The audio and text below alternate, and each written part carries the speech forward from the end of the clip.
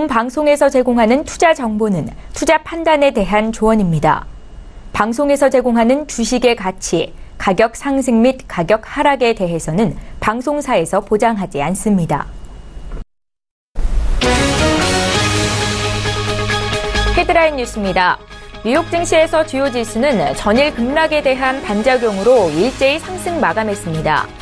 뉴욕 증권거래소에서 다우존스 지수는 전장보다 1.65% 상승한 24,033.36의 거래를 마쳤고 S&P 500 지수는 1.26% 오른 2,614.45에 기술주 중심의 나스닥 지수는 1.04% 오른 6,941.28의 장을 마감했습니다.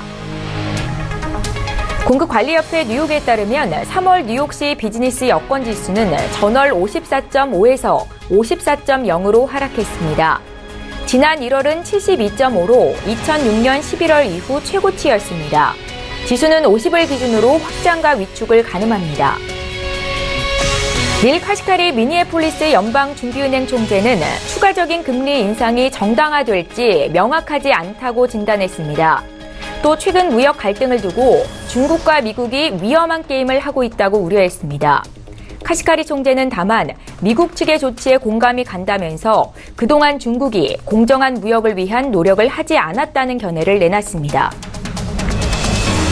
라엘 브레이너드 미 연방준비제도 이사가 재정을 통한 경기 부양책이 금융 불안정성을 높일 위험이 있다는 견해를 보였다고 월스트리트저널이 보도했습니다. 브레이너드 이사는 중앙은행은 최근에 발표한 세제 개편과 정부 지출안에 따른 새로운 자산 거품에 대해서 주의하고 있다면서 경기 호조 중에 등장한 그러한 새로운 재정 부양 조치들은 금융 안정성 우려를 키울 수 있다고 설명했습니다.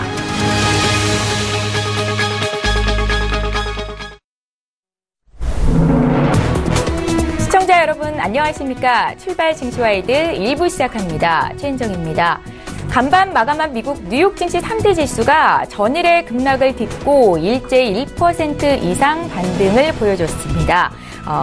아마존과 페이스북, 애플, 여기에 테슬라의 주가가 6% 가까이 급등하면서 기술주들의 불안감이 다소 개선되는 모습이 나타났는데요. 다만 IT 기업에 대한 규제 강화 가능성, 무역 전쟁에 대한 우려감은 여전히 시장의 불안 요인으로 남아있는 상황입니다. 잠시 뒤에 전문가 연결해서 구체적인 의견 듣는 시간 갖겠습니다. 자, 어제 국내 증시 마감 상황도 보시죠. 어제 국내 증시는 전반적인 전약 후강장이었습니다. 코스피는 IT 대형주를 필두로 주요 업종들의 낙폭이 줄어들면서 약보합까지 올라오면서 거래를 마쳤고요. 코스닥은 오후 들어서 상승 반전에 0.5% 오름세로 거래를 마쳤습니다. 오늘도 출정 일부 시간에는 증시에 영향을 미칠 국내외 이슈 분석을 도와드리도록 하겠습니다. 오늘 4월 4일 수요일인데요. 출정 일부 시간 지금 본격적으로 시작합니다.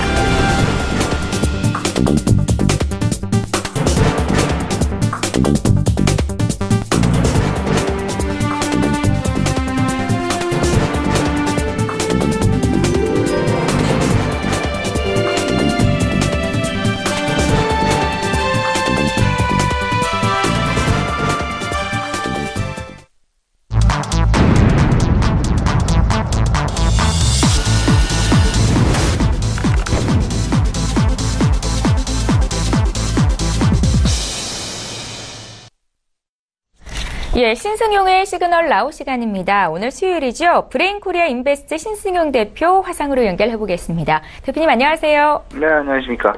예, 반갑습니다. 오늘도 첫 번째 이슈 보겠습니다. 잠시 주춤했던 미중 간 무역 전쟁 이슈가 중국이 미국을 상대로 돼지고기, 과일 등의 최고 25%의 관세를 부과하는 보복성 무역 조치를 취하면서 다시금 시장의 변동성을 키우는 모습입니다. 미중 무역 갈등 재점화 조짐 속에서 투자 판단은 어떻게 가져가면 좋겠습니까?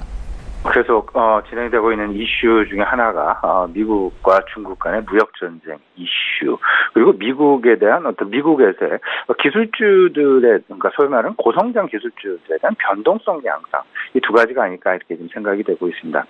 일단 조금 좀 속을 좀 자세히 들여다보면요. 물론 제가 방금 전에 이제 최은정 앵커 말씀해 주셨습니다만 지난밤 미국 증시 전반적인 미국 기술주들 중심의 상승세로 다시 전환해 나가는 그런 모습들이 나타나면서 다시금 1%대 상승 보여주는 그런 모습이었다. 이렇게 정리가 될 수 있겠죠. 근데 여기에 지금 하나 추가되는 부분이 있다라면 최근 우리나라에서 불거지고 있는 원화 강세 이슈가 다시금 시장 내 조금씩 어찌 보면 좀 우려감 섞인 목소리로 대두가 되고 있는 그런 과정.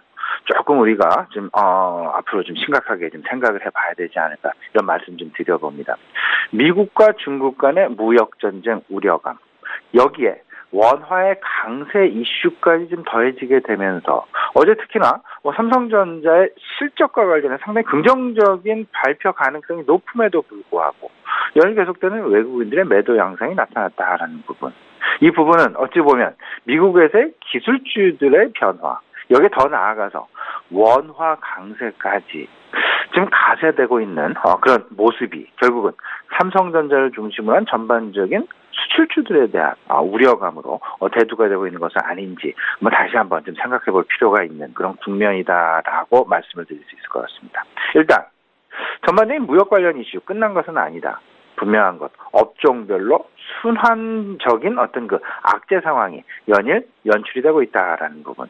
일단 미국과 중국의 무역 전쟁 우려감 이 부분은 EU와의 무역 전쟁까지도 지금 현재 시장에서 가세가 되고 있는 그런 모습이다라고 보셔야 될 것 같고 최근 계속해서 나타나고 있는 화학과 태양광에 이은 철강 더 나아가서 자동차까지 이어졌었고 불과 지난주 반도체에 대한 우려감까지 확산되었다라는 부분. 여기에 지난 밤에는 또 그 EU에서 철강과 관련된 보복관세 내지는 세이프가드 조치 가능성이 시장 내 대두가 되면서 철강주들에 대한 움직임 역시 만만치 않게 다소간 우려감 섞인 상황으로 진행이 되고 있다라는 부분 분명히 생각을 하셔야 될 것 같습니다. 근데 다행스럽게도 아마도 미국과 중국 간의 무역 전쟁이 다소간 좀 완화 가능성이 있지 않겠느냐라는 기대감. 어찌 보면 남북 정상회담 등 한반도 진영학적 리스크의 완화 분위기와 함께 지금 이제 미국과 우리나라와 그리고 북한 간 3자 구도의 어떤 핵과 관련된 진영학적 리스크의 해소 분위기가 오히려 중국과 러시아, 일본까지 포함되는 6자 구도로 확산되고 있다라는 부분. 어제 우리나라 예술단의 평양 공연 이에 따른 시장 내 기대감을 한껏 크게 확대했다라는 부분을 생각을 해본다라면 전체적으로 무역 전쟁 물론 다른 카테고리이긴 하지만 결국 미국과 중국 간의 갈등이 다소간 한반도의 지정학적 리스크 완화 쪽으로 변화가 되면서 시장 기대감으로 분명히 승화될 가능성이 있지 않을까 이런 부분 분명히 생각을 해보셔야 되지 않을까 말씀을 좀 드려봅니다. 일단 미국과 중국의 무역 전쟁은 계속된다. 그 부분은 떨쳐버릴 수가 없습니다. 여기에 우리나라는 상당 부분 희생양이 될 가능성이 크지 않을까라는 우려감 부분. 여기에 유로존까지 가세를 하는 그런 분위기 나타나고 있다라는 부분. 그렇기 때문에 이런 부분들로부터 상당 부분 영향이 좀 덜 받는 제한적인 그런 업종을 분명히 찾아야 될 텐데 그 대표 업종이 바로 중국 소비주라는 판단입니다. 계속해서 이 시간을 통해서 우리 시청자 여러분께 말씀을 드리고 있습니다만은 중국 소비주 여러 가지 관점에서 상당히 긍정적인 부분이다. 일단 미국과 중국 간 무역 전쟁의 영향권에서 제외되고 있다라는 부분. 그리고 중국 위안화의 강세. 여기에 원화 강세라는 부분이 지금 현재 수출을 상당 부분 저지할 그런 그 가능성도 있지만 중국에 대해서는 다를 수 있다. 왜냐하면 중국의 위안화도 절상이 되고 우리나라의 원화가 절상이 된다면 이 부분 그렇게 크게 영향을 받을 가능성은 적다. 따라서 중국 내수 구매력의 확대와 맞물리는 그런 그 중국 소비주에 대한 관심 여전히 유효하다 말씀을 드려보고요. 한반도 리스크 완화 이와 맞물려서 한한령의 해제 가시화 지난 주말이었죠. 중국 특사 문재인 대통령과 만나면서 한한령 해제 가능성을 강력하게 시사했다라는 부분 일단 긍정적으로 계속 받아들이셔야 될 것 같고요. 어제 우리 시장에서도 반영이 되고 있습니다. 이미 시장에서 반영이 되고 있습니다. 화장품주와 엔터테인먼트주 그리고 면세품주 더 나아가서 항공주까지도 이런 중국 관련 소비주에 대한 관심 분명하게 우리 시장에 마음속에 한번 넣으시고요. 다시 한번 강조해 드리도록 하겠습니다.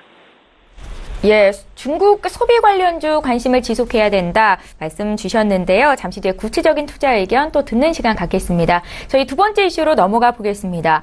트럼프 미 대통령의 아마존 비난 발언, 페이스북 정보 유출 사건 등 미국 내 고성장 기술주들이 변동성을 지속하고 있습니다. 다행히 어제 우리 시장은 이 영향권에서 좀 벗어나는 움직임이 나타났고요. 오늘 마감한 미국 뉴욕 증시에서도 IT주들이 반등세를 보였는데요. 하지만 아직 안심할 단계는 아니겠죠. 대표님, 앞으로 어떻게 대응하면 좋겠습니까? 일단 안심할 단계는 분명히 변동성은 분명히 지속되고 있다. 특히나 1분기 실적 시즌이 임박하고 있기 때문에 이런 고성장주들에 대한 어떤 그 변동성이 나타나고 있는 것으로 이렇게 좀 판단을 하고 계셔야 될 것 같습니다. 일단 미국 내 고성장 기술주들의 변동성, 아마존 비단 어제도 계속됐죠. 그리고 페이스북 정보 유출. 일단 다소간 좀 긍정적, 다소간 이제 그 큰 불씨는 꺼져가는 그런 모습이 나타나고는 있지만 여전히 팡 주식들에 대한 변동성 부분은 지속이 되고 있다라는 것. 더 나아가서 테슬라 어제 6%의 반등이 나타나긴 했었습니다. 그 전일 어마어마한 폭락을 기록했던 부분을 생각을 해본다라면 테슬라의 6% 반등은 어찌 보면 그 하락폭에 비해서 그렇게 큰 것은 아니었다라고도 생각을 할 수 있습니다. 그러기에 아직 미국 팡 주식들의 그 변동성은 끝난 것은 분명히 아니다라는 점. 근데 이제 1분기 실적 시즌이 다가오고 있습니다. 미국도 마찬가지고요. 점차 실적에 대한 어떤 그 가능성, 실적 개선에 대한 가능성이 지금 현재 시장 내에 나타나고 있는 각종 소위 말하는 정성적인 그런 악재, 시장 악재들에 반해서 정량적인 펀더멘탈로 이 부분을 분명히 만회해 갈 수 있지 않을까라는 기대를 좀 가져보게 되고요. 여기 우리가 한 가지 더 매우 중요하게 생각을 해둘 필요가 있는 것이 결국은 지난 그 미국에서 발효된 법인세 인하 이슈가 있었습니다. 법인세 인하 이번 1분기 바로 실적에 반영이 된다라는 부분. 지난 미국 트럼프 대통령의 법인세 인하한 서명 이와 관련해서 사실은 그 힘든 그런 부분들이 지나가면서 일단 이번 1분기 이에 대한 수혜 가능성 상당 부분 높아지고 있다라는 점. 이로 인한 이런 부분들이 1분기 실적 시즌에 반영이 되면서 결국은 시장에 노이즈를 상당 부분 완화시킬 가능성이 있지 않겠느냐. 정성적인 재료와 정량적인 재료를 좀 나누어서 생각해 볼 필요가 있어 보이는데요. 통상적으로 정량적인 펀더멘탈 이슈가 뜸한 혼조기에 있는 실적 시즌과 실적 시즌 사이에서는 다소간 정성적인 이슈가 시장 내 노이즈로 발생을 많이 하게 되는데 이제 점차 펀더멘탈의 시즌이 돌아오고 있다. 바로 눈앞에 임박을 하고 있다. 여기서 물론 실적이 그다지 긍정적이 않다라면 시장은 실망 수준으로 인해 돌아서게 될 가능성이 크지만 실적이 다시 개선되어지는 매우 탄탄한 실적 발표를 해 나간다라면 지금까지 나타났었던 그런 노이즈 완화될 가능성이 크지 않겠느냐라는 부분 이런 기대감 분명히 가져볼 되지 않을까 생각이 됩니다. 일단 이번 주 금요일이죠. 삼성전자의 실적 발표. 여기서 이제 그 전 두 가지를 우리 시청자분께 말씀을 좀 드리고 싶은데요. 삼성전자의 어제 주가 하락 그리고 오늘 미국 기술주들이 상승했으니까 삼성전자도 반등을 모색을 해야 되겠죠. 근데 만약에 여기서 삼성전자의 움직임이 그다지 녹록하게 나타나지 않는다라면 이 부분은 분명히 그 펀더멘탈적인 요소 외에 다른 부분이 가미가 될 것이다. 그 부분, 다른 부분은 결국은 앞서서도 말씀을 좀 드렸습니다만은 그 환율 이슈가 삼성전자의 주가 이슈에 편입이 될 그럴 가능성을 우리가 놔서는 안 될 것이다라는 부분. 최근 원화의 강세가 상당히 두드러지게 나타나고 있습니다. 이게 지금 혹자는요 시장에서는 1,020원까지도 이번 4월달 말 안에 가능하지 않겠느냐라는 원화의 초강세 국면을 지금 예고하고 나섰다라는 부분. 이 부분이 아마도 오늘 지난밤 미국 증시에서의 상승세가 삼성전자의 주가에 반영이 되느냐 안 되느냐의 여부에서 최근 원화 강세의 양상이 시장 내 얼마만큼 깊숙하게 파고들었는지 아니면 그 아닌 다른 것인지 이 부분을 판단할 수 있는 가늠자 역할을 분명히 할 수 있을 것이다라는 부분 한번 힌트로서 우리 시장님께 말씀드려보고요. 두 번째는 이 추정치 변화 업종에 분명히 주목해야 될 것이다. 상향 업종과 하향 업종 분명히 나눠집니다. 상향 업종, IT 가전, 증권, 화학 업종, 그리고 항상 말씀을 드리고 있는 부분이 있죠. 비철금속, 원자재 주식에 대한 관심 필요해 보인다 말씀을 좀 드려보고요. 하향 업종 분명히 있습니다.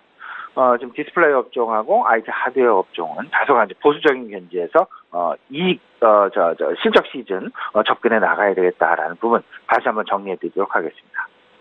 예, 어제 외국인들의 매수세가 중소형주로 들어오면서 코스닥 시장이 상승 반전하는 모습을 보였는데요. 오늘 어떻게 투자하면 좋겠습니까? 예, 지금 뭐 다들 알고 계시겠습니다만은 외국인은 어제 코스피 시장에서는 매도, 하지만 코스닥 시장에서는 거의 뭐 1,000억 원에 육박하는 순매수세를 보여줬다라는 부분 분명히 주목할 만한 상황이 되겠습니다. 이 기저에는 코스닥 활성화 정책, 정부의 코스닥 활성화 정책이 자리 잡고 있다라는 부분 이미 지난 월요일 같은 시간에 스튜디오에 출연을 해서 우리 시청자분께 강조해서 말씀드린 바가 있었죠. 정부의 코스닥 활성화 정책의 수혜업종을 찾아봐야 될 것이다라는 부분. 첫 단추를 푸는 것이 내일입니다. 정부 코스닥 벤처펀드 출시. 이 부분과 관련해서 시장 일단은 기대감 상당히 크게 작용하고 있다. 특히나 수급 개선의 기대감. 그리고 그 전에 이미 정부는 금감원 금감원 거래소를 통해서 다소한 감사 보고서 의견 거절 이 부분에 대한 코스닥 퇴출 가능성 이런 부분들로 이미 조금씩 그 위험성을 솎아내고 있다라는 부분. 그러면서 좋은 토양 위에 새로운 코스닥 벤처 붐을 만들어 나가겠다라는 코스닥 활성화 정책이 첫 단추를 내일 끼게 된다라는 부분. 그러면 지금 현재 가장 중요한 건 어쩌면 실적 장세가 지금 진행이 되고 있다. 시작이 될 것이다라는 거. 그러면 시장의 투자 관점을 크게 세 가지로 좀 나눠서 생각을 해볼 필요가 분명히 있어 보인다라는 거. 일단 대형주 같은 경우에는요. 지금 현재 시장 내 이렇다 할 모멘텀 보다는 다소간 좀 부담스러운 요인들이 많이 작용을 하고 있습니다. 일단 뭐 FOMC의 금리 인상이라든지 미국과 중국의 무역 전쟁으로 인한 우리 샌드위치 경제에 대한 우려감 부분들 여기에 EU, 유로존까지 가세하고 있다라는 부분들 그런 부분들을 생각을 해본다면 대형주들에 대한 모멘텀 과연 어떻게 찾아볼까? 결국 이번에 새롭게 이제 다가오고 있는 실적 장세에 새로운 모멘텀이 부각되지 않겠느냐. 실적 개선 업종에 대해서 대형주는 상당히 좁혀서 우리가 좀 생각을 해볼 필요가 있다라는 그런 말씀 좀 드려보겠고요. 또 테마 관련주 관점에서도 좀 생각해 볼 필요가 있어 보입니다. 테마 관련주, 단연코 중국 소비주라고 말씀을 좀 드리고 싶은데 일단 지금 이제 가장 중요한 시장 내 움직임, 변화 가능성 일단 미국과 중국 간의 무역 전쟁이 지속되고 있다. 아직 끝난 것은 분명히 아니다라는 여기에 뭐 위안화의 움직임, 한국 원화의 움직임, 다양한 시장 내 정세 변화 시장 내 재료의 돌출 상황들 이런 부분들을 생각을 해보면 중국 소비주로 당연히 관심이 모아질 수밖에 없지 않겠냐. 교집합 부분이 형성되고 있다라는 부분 생각을 해볼 필요가 있어 보이고요. 그러면 소형주들 어떻게 볼까? 코스닥 활성 정책에 대한 수혜를 당분간 입을 가능성이 높을 것이다. 어제 그 부분이 시장 내에 고스란히 나타났었다라는 부분. 미국 시장에 2% 급락이 있었음에도 불구하고 코스닥은 오히려 상대적인 강세를 보이면서 플러스로 마감을 했다라는 부분. 여기에 외국인들 순매도를 보이지 않고 오히려 1,000억 원에 육박하는 순매수를 보여줬다라는 상당히 고무적인 현상. 정부의 코스닥 활성화 정책이 이를 강력하게 뒷받침하고 있다라고 보셔야 될 것 같습니다. 일단 지금 현재 시장 새로운 균형점을 찾아가고 있으면은 틀림없습니다. 그렇기 때문에 시장 내 변동성이 계속해서 나타나고 있다라고 보셔야 될 것 같고요. 그 기저에는 FOMC 금리 인상 된 지가 불과 3주 정도밖에 지나지 않았습니다. 아직 시장 제자리를 찾아가고 있지 않다라고 보셔야 될 것 같고 이에 따른 환율의 움직임들이 새롭게 나타나고 있고 또 한 가지 무역 전쟁의 불확실성이 지속되고 있다라는 더 나아가서는 지금 이제 1분기 실적 시즌으로 인한 다시금 시장 내 불호 종목이 갈리게 되는 그런 상황이 도래하게 되지 않을까라는 부분. 새로운 균형점을 찾아 시장은 앞으로 계속해서 나아가는데 일단 부정적인 방향보다는 긍정적인 방향으로 생각을 해보는 것이 어떨까라는 부분 말씀을 드려보면서요. 다시 한번 중국 소비주에 대한 관심 분명히 가져나가셔야 되고요. 1분기 실적의 투자 관점은 특히나 대형주의 경우에 실적 개선 업종에 관심을 가져나가자. 앞서서 말씀을 드렸던 대로 반도체 업종, 증권 업종, 화학 업종, IT 가전 업종까지 분명하게 생각을 해 놓으셔야 되지 않을까 말씀을 좀 드려보고요.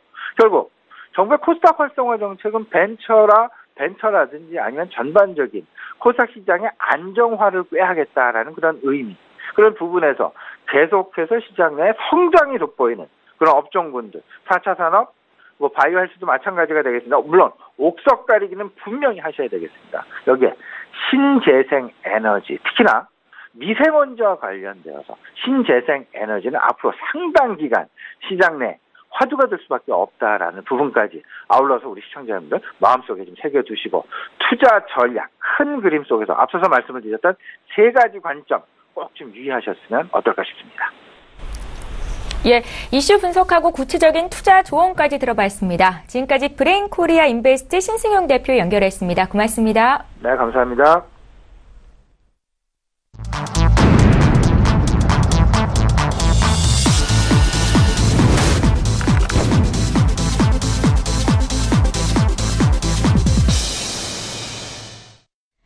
예, 라이브 이슈타임 시간이고요. 오늘 한국투자증권의 김권진 차장 화상으로 연결해보겠습니다. 차장님 안녕하세요. 네, 안녕하십니까. 예, 저희 오늘도 첫 번째 이슈부터 보겠습니다. 지난해 코스피 상장 기업들의 순이익이 사상 처음으로 100조 원을 돌파했습니다. 코스닥 상장사를 더하면 전체 순이익이 역대 최고인 120조 원에 육박을 한 건데요. 업종 전반적으로 순이익이 늘었다면 경기 회복의 신호탄으로도 볼 수 있을 것 같습니다. 내용 어땠는지 구체적으로 분석해 주십시오. 네, 그렇습니다. 실제적으로 지난해 코스피와 코스닥 상장사들의 역대 최대 실적이 올려졌다라는 얘기를 해드리겠습니다. 순이익 합계가 120조가 넘어갔다라는 얘기를 해드리겠고요.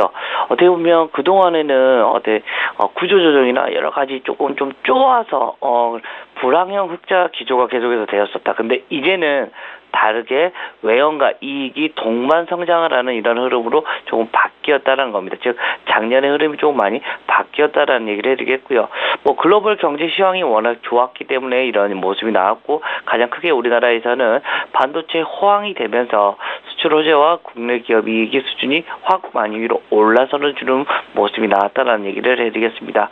물론 여전히 주요국의 통화 정책의 얘기가 나오고 있고 미국과 중국의 이런 무역 전쟁 가능성의 우려 때문에 올해는 작년만큼은 아닐 거야라는 이런 고민하고 있지만 그 속도는 좀 늦어졌지만 그래도 이익의 증가 추세는 꾸준히 계속해서 나올 수 있지 않을까라는 이런 긍정적인 전망이 나타나고 있습니다.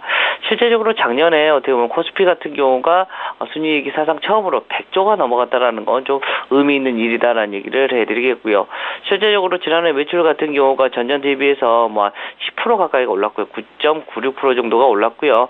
영업이익 같은 경우는 한 157조 원 가까이 나왔습니다. 그리고 당기 순이익 같은 경우는 114조 원으로 해서 각각 28%에서 40% 가까이가 늘어나는 모습이었다라는 얘기를 해드리겠습니다.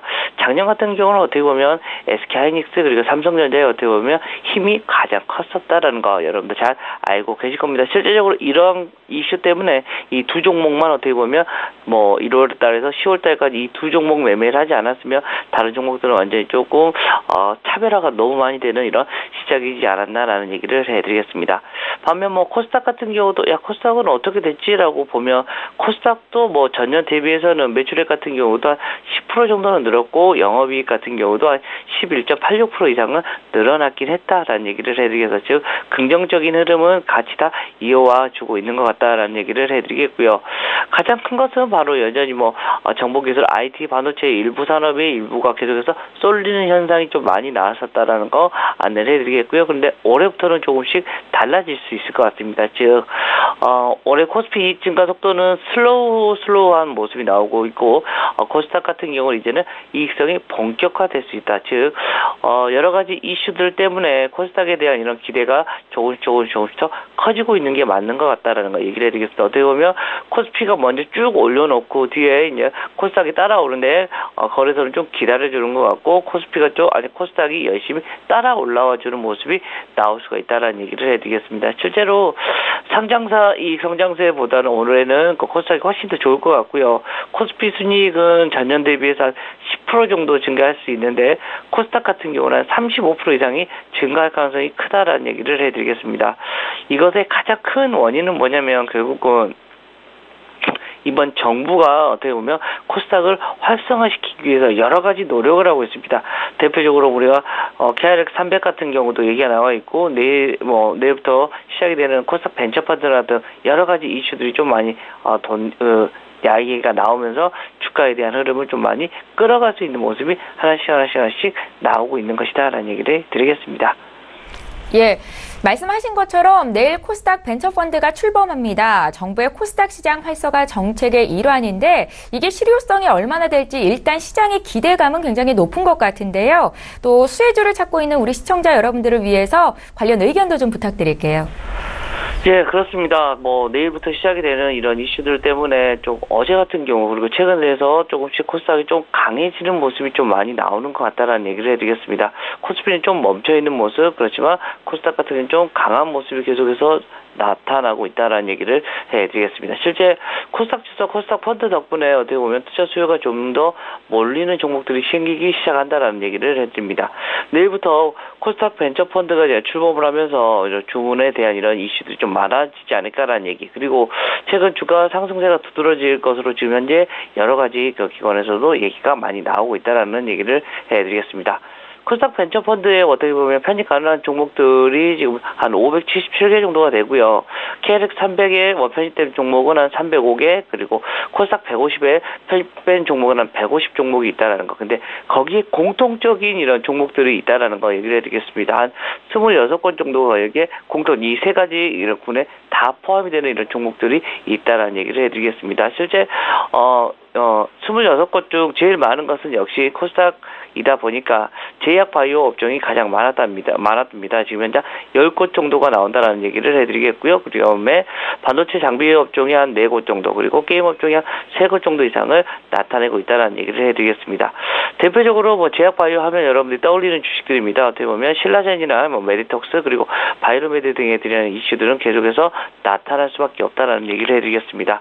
신라젠 같은 경우는 7월 달에 임상 3상 결과가 나올 겁니다. 그 이슈 전까지 아마도 주가는 계속해서 견조한 흐름이 나타날 수 있지 않을까라는 얘기를 해드리겠고요. 또 실제적으로 팩스팩 시판 시기를 오는 2020년 말로 보는데 신라젠 같은 경우는 그 이듬해부터 본격적인 이제 실적에 대한 이런 이슈가 많이 나타날 수가 있을 것이다라는 얘기를 해드리겠고요.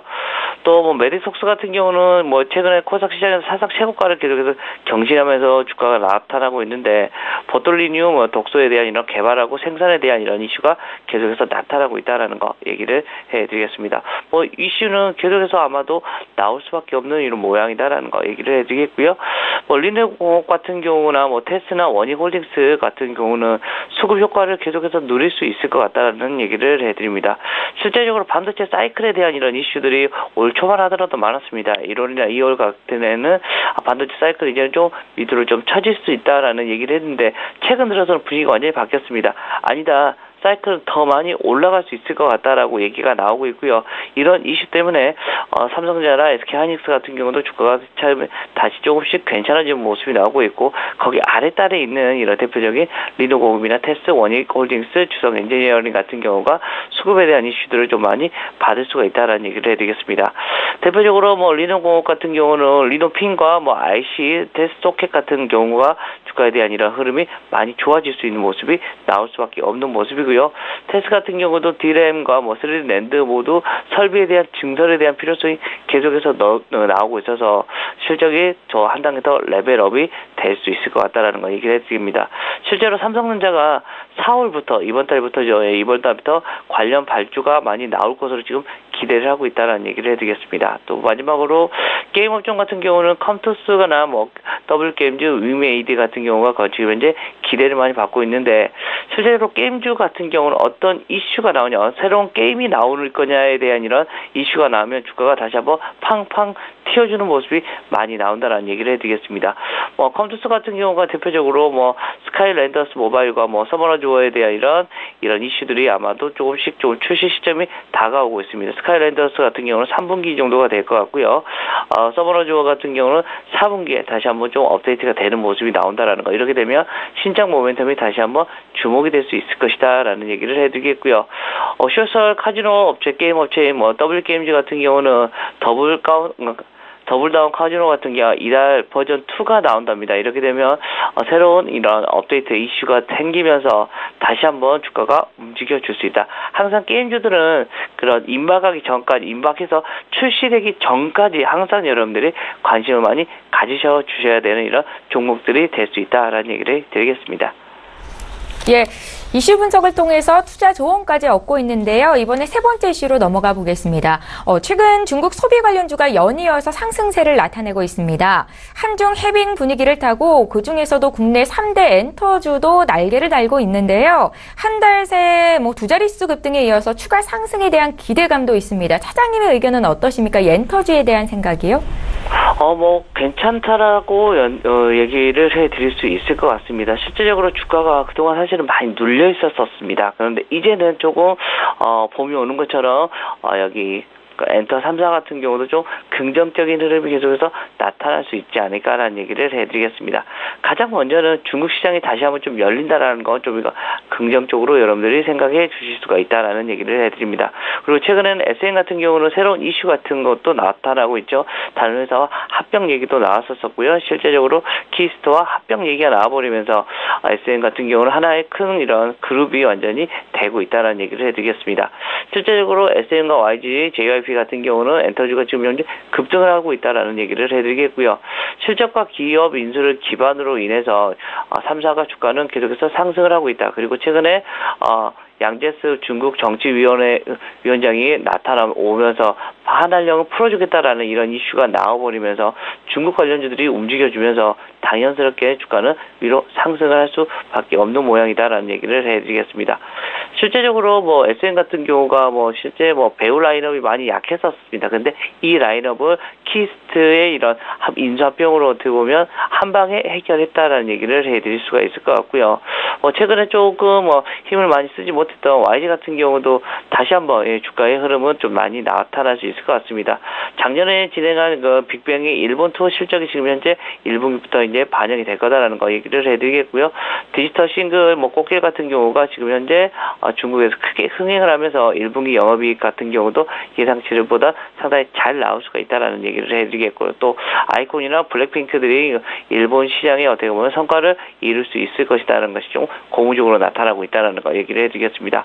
어떻게 보면 3대 엔터주 같은 경우가 한한령의 이런 해소에 따라서 탄력을 많이 받을 수 있을 것 같고요.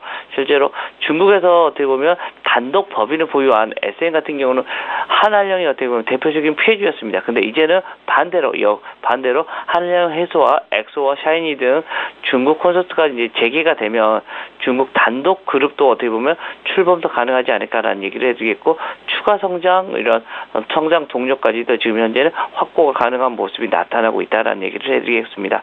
새로운 이런 이슈들이 많이 나올 것 같고 워낙 그 엔터 관련주들은 실제적으로 뭐가 좋냐면 영업이익률이 워낙 좋게 나옵니다. 실제 투자 대비해서 워낙 많은 것 뽑아낼 수가 있기 때문이다라는 거 얘기를 해드리겠고요. 앞으로의 컨텐츠 산업 같은 경우는 계속해서 일어날 수밖에 없는 모습이다라는 거 얘기를 해드리겠고 거기에 아티스트들을 보유하고 있는 이 3대 엔터주 같은 경우는 계속해서 좀 긍정적으로 여러분들이 봐보셔야 될 이런 하나의 이슈가 아닌가라는 얘기를 드리겠습니다. 예, 신고가를 내고 있는 엔터주에 대한 의견 긍정적으로 정리를 하셨습니다. 저 이제 마지막으로 오늘장 투자 전략 들을 텐데요. 짧게 듣겠습니다, 차장님.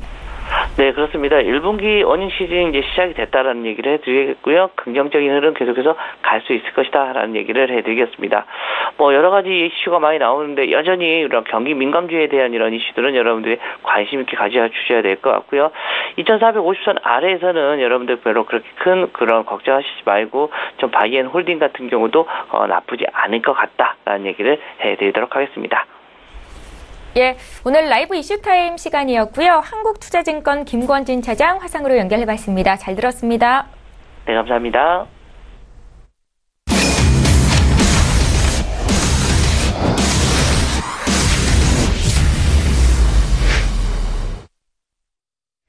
예, 이번에 국내외 선물시장 투자 전략 짜겠습니다. 선제트레이더의 선물 하이킥 시간이고요. 선제트레이더 오늘도 화상으로 만나봅니다. 안녕하세요. 네, 안녕하십니까. 반갑습니다. 예, 선물시장도 변동성이 만만치 않을 것 같은데요. 국내장 어떻게 대응하고 계신지 먼저 듣겠습니다. 네, 어제까지도 단 하루의 손실 없이 지속적으로 변곡점 잘 잡아서 잘 매매하고 있습니다. 서울경제 시청자분들과 함께하고 있기 때문에 잘들 아실 거라 보고 있고요. 자, 우선은 이렇습니다. 어제는 310지수, 311지수, 야장 때 309지수까지를 밀렸었죠. 오늘은 315지수 저항 확인한다. 어제는 309지수 지지력 확인한다고 말씀을 드렸습니다. 그래서 전날 309지수를 확인을 했기 때문에 저희는 눌림에서 매수 배팅이 들어갔었고요. 그 다음에 오늘은 315지수 저항들 예상을 하고 얘네들 추가적인 그림이 나는지 아니면 막히는지에 관심을 보이면서 저희는 조심스럽게 자리값 조정해서 배팅할 생각을 하고 있습니다. 자, 우선은 어제 눌림 매수에 얘네들을 끌고 왔었고요. 그 다음에 오늘은 315지수 위에서 시작되는지 아니면 315지수 부근에서 시작되는지를 볼 생각이고요. 시초가에서 1% 이상 올라간 아이들 쫓아갈 생각 없이 반대 매매 성향들 보이는 매매 장이라고 아직은 보고 있습니다. 자, 그래서 어제는 눌림 매수 우위였고요. 오늘은 예상장을 315. 그 다음에 물론 시초가가 야장 때 찍은 자리들이 있기 때문에 315 이상에서 시작되는지 아래에서 시작되는지 먼저 확인해야 되겠지만 314 어제 종가 부근에서 시작이 된다면 315 지수를 맞고 싸울 생각이고요. 그렇지 않다면 한 1% 정도의 여분을 두고 맞고 싸운다. 한마디로 뭐가 됐든 이 윗구간들은 우선 저항으로 보고 있다. 이렇게 말씀을 드리겠습니다. 그래서 오늘은 예상 지지력들 다시 309지수까지 보합권들 한마디로 좀 오차를 버리자면 310지수부터 315지수 내외의 보합권들 여전히 그렇게 보고 있다. 이렇게 말씀드리겠고요. 우선은 일봉상에서도 보아해도 거의 2주 동안 5일 거래 이상 한마디로 일주일 동안 그 이상 계속적으로 부합을 띄고 있는 형태입니다. 아직까지 방향성에 대한 이거다 저거다 아래 구간에서 반등한다 해서 얘네들이 매수다. 이 구간에서 올라간다 해서 얘네들이 매도다. 이렇게 볼 시점은 아닌 듯 싶고요. 어차피 얘네들은 수령 구간 중심 라인에서 그냥 보합 형태 띄고 있습니다. 어차피 쫓아가는 매매 굉장히 위험하다 보고 있고요. 보합은 보합장이라고 인정을 하고 싸우시기 바라고요. 그 보합 구간 내에서도 절반 중심 자리를 저항으로 보시고 두 마디 안에서 나눠서 매매에 임하신다면 저희처럼 손실 없이 꾸준히 수익으로 이어갈 수 있을 거다. 이렇게 말씀을 드리겠습니다. 이상입니다. 예, 단 하루의 손실 없이라고 말씀하실 수 있다는 거 그만큼 자신감이 있다는 말씀이실 것 같은데요. 저희 해외 선물 시장 쪽도 투자 전략 들어볼게요. 네, 달러 인덱스 먼저 보겠습니다. 우선 해외 선물 쪽은 보수적인 매매 관점이 필요하다. 어제와 같은 관점으로 말씀을 드리겠습니다. 여전히 얘네들 방향들 띄지 못하고요. 얘네들은 이런 겁니다. 저희가 이제 이 구간에서 바로 매수가 올라가는지를 보고 싶었으나 얘네들이 빠지면서 매도 관점으로 돌렸었고요. 그 다음에 얘네들이 매수로 끌고 온 애들을 마감을 지은 상태였습니다. 자, 그렇다면 이 구간에서의 관점은 얘네들이 지속적으로 보합을 뛸 건지 아니면 얘네들을 지지하고 올라갈 건지에 초점을 맞춰서 싸운다고 말씀을 드렸습니다. 단 이 구간들은 교집합 구간이기 때문에 전 저항점들을 지키고 혼조세 양세에 드는 거는 당연지사겠죠. 그 다음에 추세를 올리더라도 걔네들이 돌파가 아니라는 것도 당연한 이야기고요. 자, 그렇다면 아직은 방향성을 띄지 못하는 상방 제약의 아랫 구간 지지력을 갖고 있는 확산 보합의 형태다. 그래서 제가 해외 선물 이해를 하면서 지속적으로 확산 보합의 이야기가 나왔던 걸로 기억을 합니다. 어제도 말씀을 드렸고요. 골드 같은 이야기를 하면서. 그렇다면 아랫 구간, 윗 구간들, 고점을 높이고 저점을 낮추는 형태의 확산 보합이다. 어제, 미국 지수도 그랬고요. 어제 굉장히 매수로 세차게 올라가다 미장에서는 급락했다가 다시 위로 올라가서 끝났죠. 아마 걔네도 여전히 보합 구간 형태를 유지할 거고요. 그렇다면 달러 인덱스 아직은 상방 제약을 가지고 있고 지지력을 갖고 있다. 그렇다면 당연히 얘네들은 시기가 오래된다면 아랫 구간까지 추가적으로 열릴 가능성이 높고요. 윗 구간도 상방 제약이 있을 가능성이 높다. 한마디로 아직까지는 추세가 날 때 쫓아가는 매매보다는 반대 매매 성향을 갖고 싸우는 게 아직은 유리한 장이고요. 이렇게 수렴이 아니라 확산이라 하면 고점을 높여도 추세가 아니고 저점을 낮춰도 추세가 아닐 수 있기 때문에 굉장히 보수적으로 조심해서 싸움에 임해야 된다, 매매에 임해야 된다 말씀드리겠습니다. 자, 유로 달러 먼저 보겠습니다. 유로 달러 추세 지지력들 하단부에 놓여 있습니다. 여기서 추가적인 매도세가 일어난다면 얘네들은 매도 추세가 되겠죠. 한마디로 달러가 강해지고 지수에도 악영향을 끼칠 수 있는 그림이 나올 수 있다는 이야기고요. 아직까지는 지지가 되기 때문에 지지가 된다 생각하고 싸워야 되겠죠. 여전히 얘네들 유로 달러 어제 말씀드렸다시피 윗 구간들 고점을 높이는 애들과 저점을 낮추는 아이들, 그 다음에 윗 구간들 힘이 없는 만큼 그 구간들 인해서 아랫 구간이 추가적으로 열리는 그림들. 한마디로 지금 매도 쪽으로 약간 쏠리고 있고요. 그 다음에 어제 달러 인덱스가 원체 강했기 때문에 그랬다 이렇게 인지를 하시면 됩니다. 하지만 얘네들 추세를 깼다고 아랫 구간들 쫓아가는 매매는 하지 않는다. 어차피 저희는 반대 매매 위주로 싸운다. 한마디로 저가에서 반등, 그 다음에 고가에서 눌림, 달러 인덱스가 방향을 틀기 전까지는 여전히 보합권 매매 전략들 유효하겠다. 그래서 예상 지지력은 1.23100대, 예상 저항은 1.23500대까지 둘 생각입니다. 자, 크루드 오일입니다. 어제 그림들이 전반적으로 복잡해서 반등 매수의 매도 혼조세 양세를 건드렸고요. 그 다음에 저희가 해외 선물 주간장에서도 많이 수익을 냈지만 야장에 유일하게 주력으로 건드린 게 얘네들 매도입니다. 지금 13.75 매도. 중간에서 저도 어제 시합을 하느라고 중간에서 많이들 건드렸지만 개인들한테는 이 구간들 매도만 기다렸다 하라고 주문을 드렸고요. 그 다음에 오전 중에는 여전히 혼조세 양세에서 보합 매매를 펼쳤었습니다. 자, 그렇다면 얘네들은 추세 상단부를 넘어가지 못하고 상단부 제약을 갖고 있는 형태고요. 그 다음에 여전히 상승 기조를 보이는 보합권 매매라는 거죠. 자, 그렇다면 예상 저항은 윗 구간 64달러, 아랫 구간은 63.50대. 한마디로 이 구간들 추세를 지킨 아이들이 빠지게 되면 얘네들은 추가적인 급락을 가져올 수 있기 때문에 아랫 구간 지지력은 좀 더 타이트하게 보고 매매 대응에 임하시라 이렇게 말씀드리겠습니다. 자, 마지막으로 골드입니다. 골드도 여전히 수렴 보합에 들어있습니다. 어디 하나 벗어나지 않고요. 고점에서는 매도, 저점에서는 매수를 갖고 있는 보합권 형태를 유지하고 중심 라인에서 혼조세 양상 띄고 있다. 자, 그렇다면 저희도 얘네들 매수 매도를 계속 섹션별로 바꿔서 매매에 임하고 있고요. 아랫 구간들 아직 깨질 거라 보지 않고 지지력들, 그 다음에 윗 구간들 저항. 한마디로 저희가 추세 매수를 끌고 왔다가 윗 구간에서 눌림의 매수의 반등 매도 전략들 지속적으로 펼쳤습니다. 그렇다면 추세를 지키는 구간과 그 다음에 저가를 제외한 지지력 구간에서 혼조세 양세에 뛸 가능성이 가장 높다. 이렇게 보고 매매에 임할 생각이다. 여기까지 말씀드리겠고요.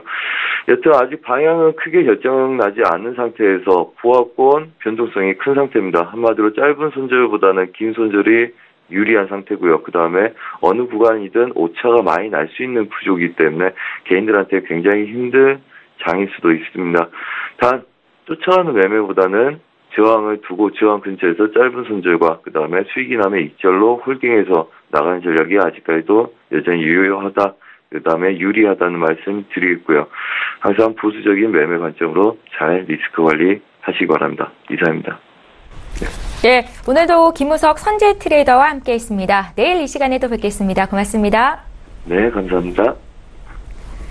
예, 출발 증시와이드 이제 1부 시간 마칩니다. 잠시 뒤 2부 시간에는 시청자 여러분들을 위해서 저희 종목 상담 도와드리는 시간이 있는데요. 지금 장이 많이 변동성이 심하죠. 어떤 종목을 사셔서 또 손실을 보고 계십니까? 아니면 수익이 많이 나고 계십니까? 샵 0082번으로 문의 주시면 장중 전문가의 상담 받으실 수 있습니다. 저희는 잠시 뒤 2부 시간으로 다시 오겠습니다. 고맙습니다.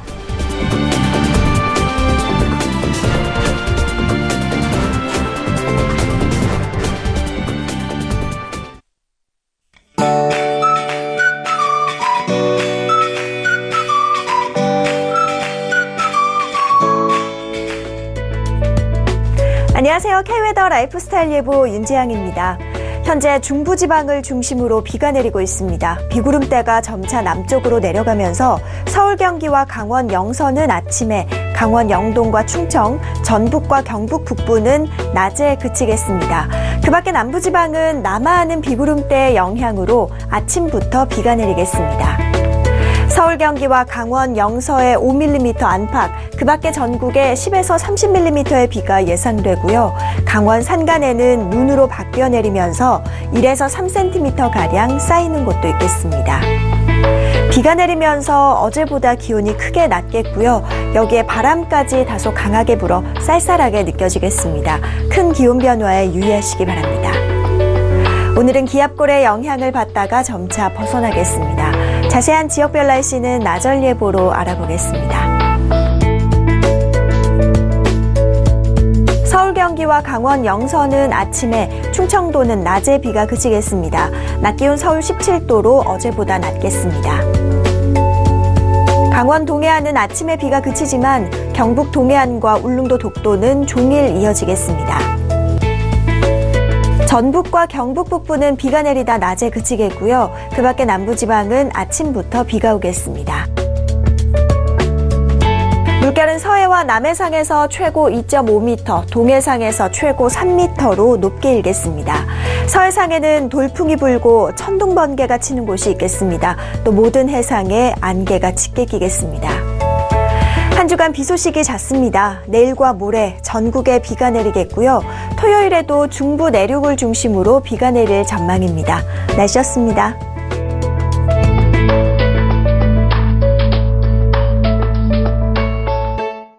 본 방송에서 제공하는 투자 정보는 투자 판단에 대한 조언입니다.